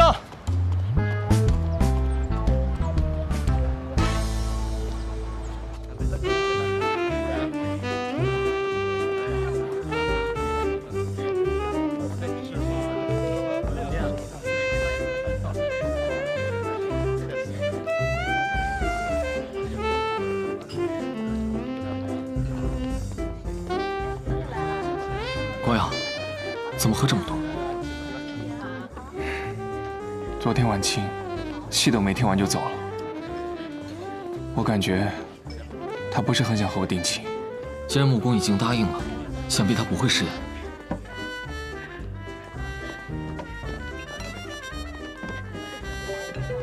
其实，在医院的时候，我就和他表达过好感，但是他没有给我回应，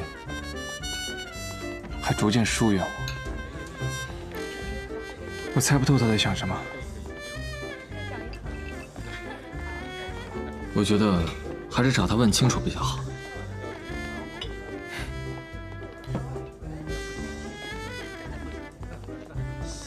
我想问他，但又怕问他。我怕他拒绝我，我怕他心里没有我。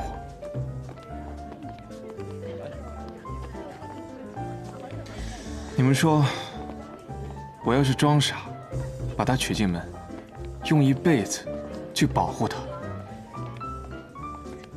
他会爱我吗？你这么做有些自私。我就自私这么一回，我用一辈子去爱他，去护他，难道不够吗？问世间情为何物，直叫人生死相许。朋友，你别难过了，你最少还能留下穆婉清的人。我呢，追着顾月霜，都快把自己的心掏出去了，人家还不是不拿我当回事儿。来，咱们难兄难弟喝一个。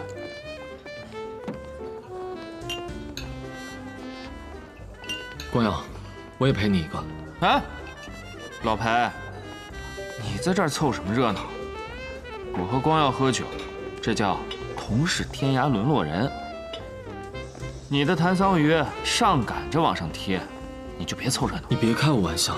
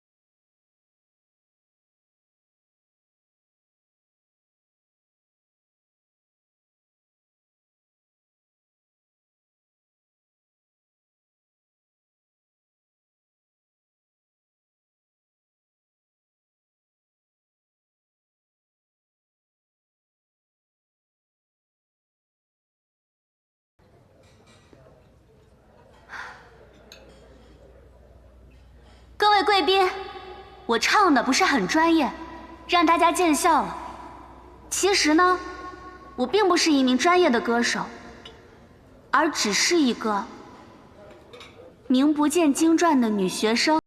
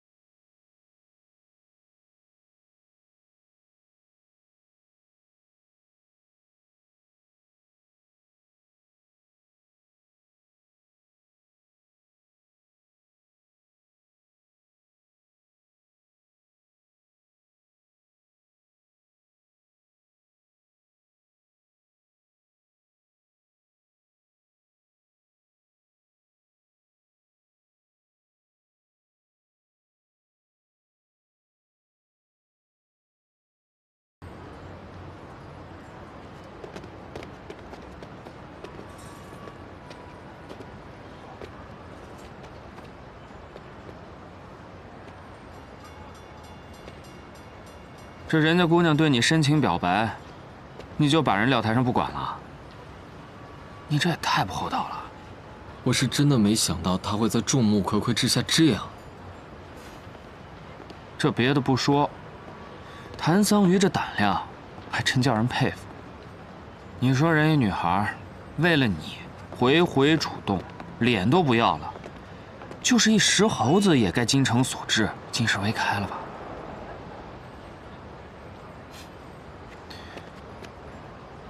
你好歹给人一好脸吧！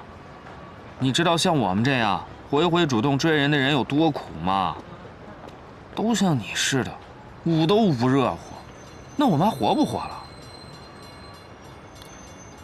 你要是不喜欢人家，你就当面跟人把话说清楚了，断了人的念想，要吊着人家算是怎么回事啊？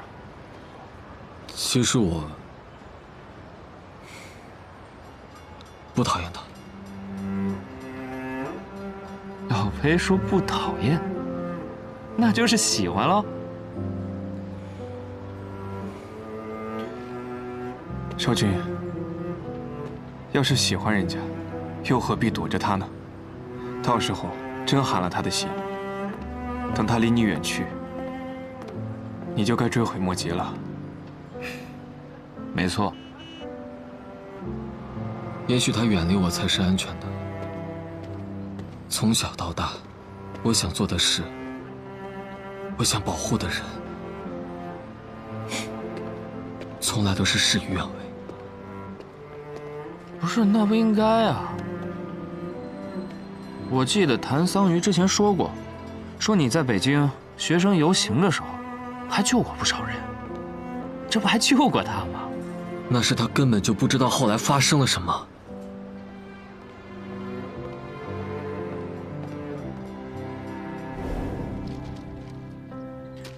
当时我阻止了学生们闹事，劝他们写了请愿书，并交给了副帅。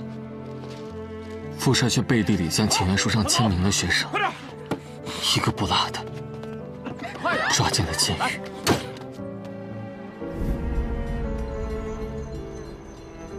少君，这不是你的错。对，这不是你的错。你这顶多是好心办坏事。要不我们再找个地方喝几杯？怎么了？今天晚上是顾小姐春闺梦里人的杀青仪式，我得给她去捧捧场，撑撑牌面。这个没我可真不行。你怎么还不死心啊？我这叫屡败屡战，越挫越勇。哥几个，兄弟我今晚得重色轻友一回了，回见。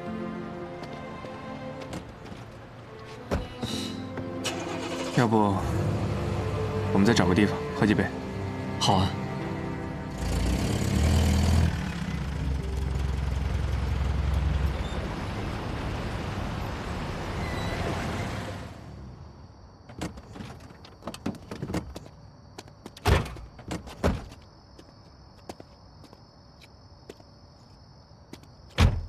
光耀，不是说好再去喝2杯吗？怎么到这儿了？能陪我去走走吗？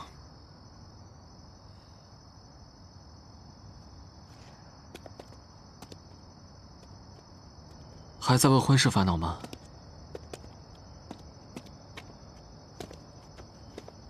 少君，我有个东西想给你看一看。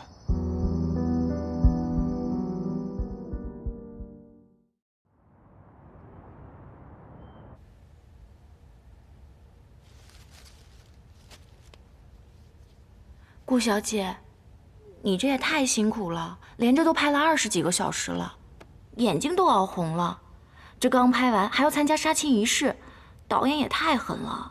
没事，我都习惯了。你先回去吧，这个你放家里吧。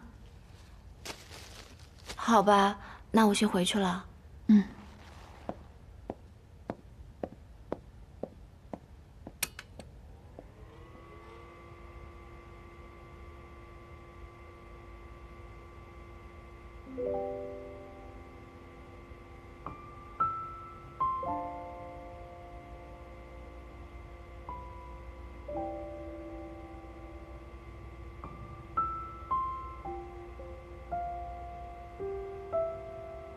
你说，烟花虽美，但是稍纵即逝。你只说对了一半。这个世界上有一个2全法，烟花的美可以用电影机记录下来，永远美下去。你的怪花样还真多。办法是怪了点儿，但是你说实话，喜不喜欢？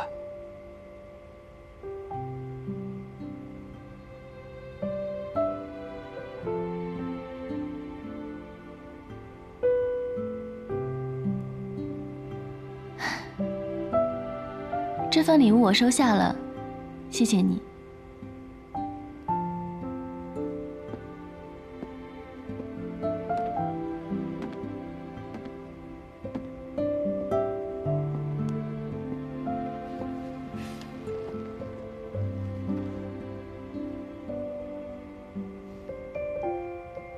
不知道我有没有这个荣幸，当你的电影机，一辈子记录你的美。那你说我美吗？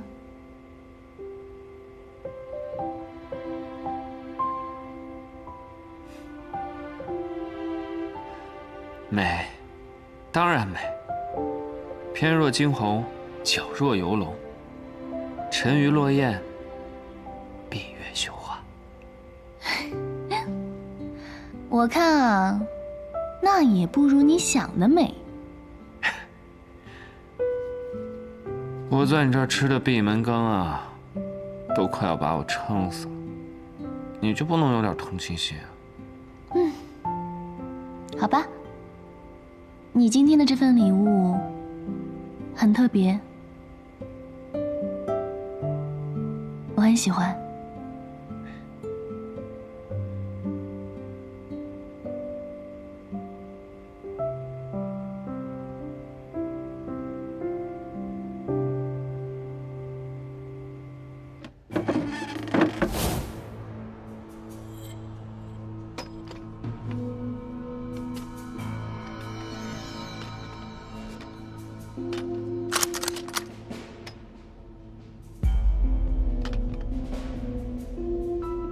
这是我陪嫁机器局造的枪，怎么会在这儿？看来你还不知道你父帅军火走私生意的事吧？军火走私？再看看这个，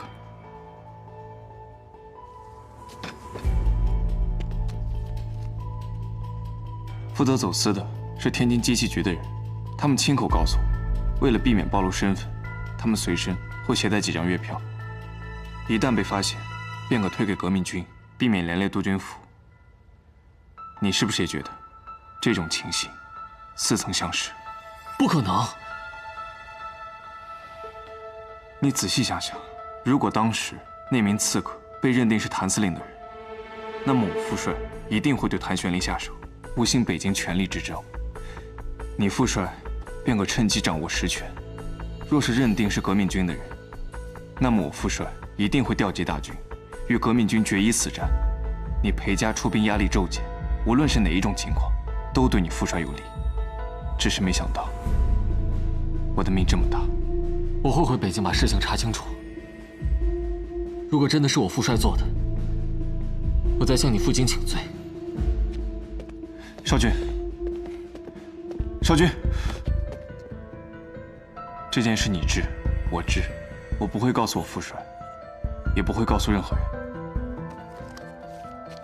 仅凭这几张月票就下定论，未免为时过早。如果不查，万一并非我父帅所为，那我们裴家岂不是白白担了不白之冤？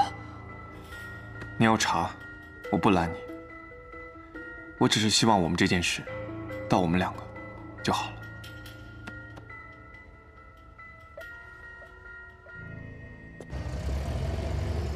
你自己什么身份你不知道吗？你是司令的妹妹，还去百乐门当歌女，还当众表白，你知不知道什么叫矜持？我没有去当歌女，我就是去玩玩，我没当歌女。二哥，我知道我错了，给你丢人了，那要不干脆你就别让我留在上海了，你把我送北京去吧，眼不见心不烦。是你傻还是我傻？我把你送到北京，让你和那个裴少军鬼混，你想得美！我现在就把你送回老家，让老家的叔伯们盯着你读书。二哥，我在上海待惯了，回江城那种小地方，我待不惯。你待不惯是吧？从今天开始，你不能再见裴少军。你不让我见裴少军是吧？那我就撞死在这儿。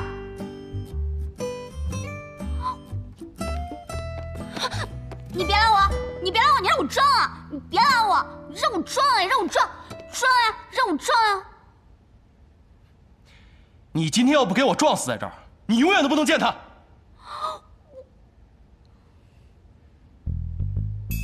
装啊！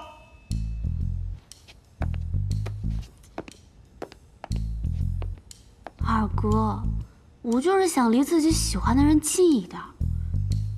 如果他也能喜欢我，那就值了。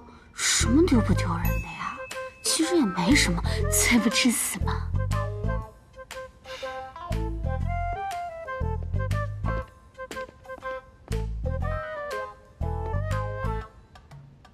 你丢的是你的脸吗？你丢的是我的脸。那要我喜欢一个人就是丢你的脸，那你呢？你看穆家大小姐那眼神儿，你眼神都直了，别以为我看不出来。那我还说，你丢的是我的脸。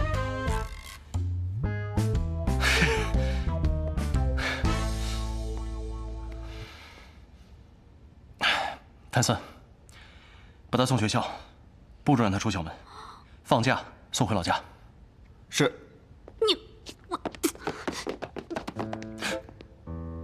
二哥，你是这个世界上最好的哥哥，你不丢人，你一点都不丢人。谭森，四小姐。二哥，四小姐，你就让我留下来呗。四小姐，请吧。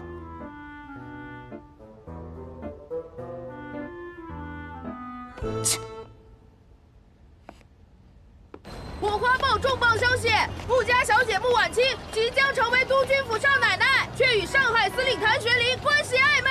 卖报卖报！这谭玄龄果真是闲不住啊，又开始作妖了。啊，你这是要上哪儿去啊？不喝光耀喜酒了？不喝了，我要回趟北京。你这平时不是一向都躲着你父帅吗？这好不容易有机会光耀结婚，有理由留在上海，你怎么还主动回去呢？有件事情，我必须亲自调查清楚。你帮我向光耀带个好。